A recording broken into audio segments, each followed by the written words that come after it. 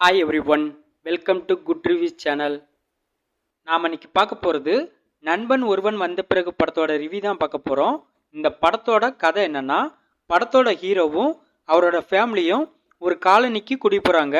அங்கே போனதுக்கப்புறம் ஹீரோ அந்த காலனியில் உள்ள பசங்க கூட ஃப்ரெண்ட் ஆகுறாரு. இதுக்கப்புறம் இவங்க எல்லாரும் சேர்ந்து ரொம்ப ஜாலியாக அவங்களோட லைஃப்பை ஜாலியாக என்ஜாய் பண்ணுறாங்க.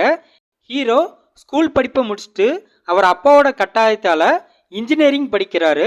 அந்த சமயத்தில் ஹீரோவும் ஹீரோயினியும் பேசி பழக ஆரம்பிக்கிறாங்க. ஒரு கட்டத்தில் இவங்க லவ் பண்ணுறாங்க.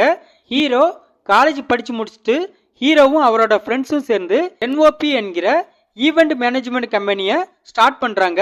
பட் அதில் ஒரு சில பிரச்சனை ஏற்படுது. அதனால் ஹீரோவோட ஃப்ரெண்ட் எல்லாருமே வேற வேலையில் ஜாயின் பண்ணியிருந்தாங்க. பட் ஹீரோவுக்கு எந்த வேலையுமே செட் ஆகாமல் இருக்கு. அதனால ஹீரோவை அவரோட ஃப்ரெண்ட்ஸ் மற்றும் ஃபேமிலியில் உள்ளவங்க அவமானப்படுத்துகிறாங்க.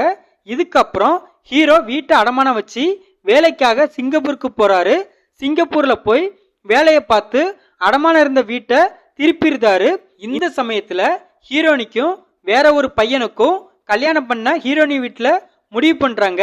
இதுக்கப்புறம் என்ன நடந்துச்சு, ஹீரோவும் ஹீரோனியும் ஒன்று சேர்ந்தாங்களா இல்லையா, ஹீரோ ஆசைப்பட்ட மாதிரி ஈவெண்ட் மேனேஜ்மெண்ட் கம்பெனியை சக்ஸஸ்ஃபுல்லாக கொண்டு போனாரா இல்லையா, இதுதான் இந்த படத்தோட கதை. இந்த படத்தை ஆனந்த் டைரக்ட் பண்ணியிருக்காரு. இந்த படத்தில் ஆனந்த், வெங்கட் பிரபு, லீலா, குமாரவேல், கேபிஒய் பாலா இன்னும் பலர் இந்த படத்தில் நடிச்சிருக்காங்க. இந்த படத்தோட ப்ளஸ், படத்தில் நடித்த எல்லாருமே அவங்களோட ரோலை நீட்டாக பண்ணியிருக்காங்க. குறிப்பாக ஹீரோ தரமாக நடிச்சிருக்காரு. படத்தில் ஃப்ரெண்ட்ஷிப் பாண்டிங்க காட்டின விதம் ரொம்ப நல்லா இருக்கு. படத்தில் அங்கங்கே வர ரஹ்மானோட பாடல்கள் ரொம்ப சூப்பராக இருக்கு.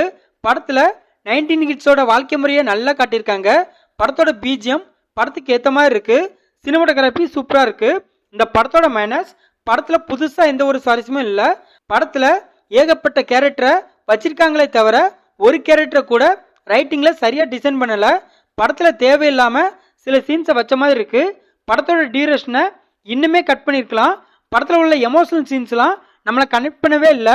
படம் ஆரம்பத்திலிருந்து முடிகிறது வரை நம்ம ப்ரெடிக்ட் பண்ணுற மாதிரி தான் எல்லா சீனும் இருக்குது. படத்தோட ரைட்டிங்கை இன்னுமே பெட்டராக பண்ணியிருக்கலாம்.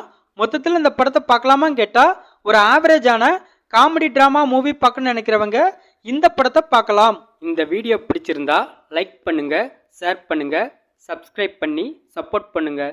Thanks for all.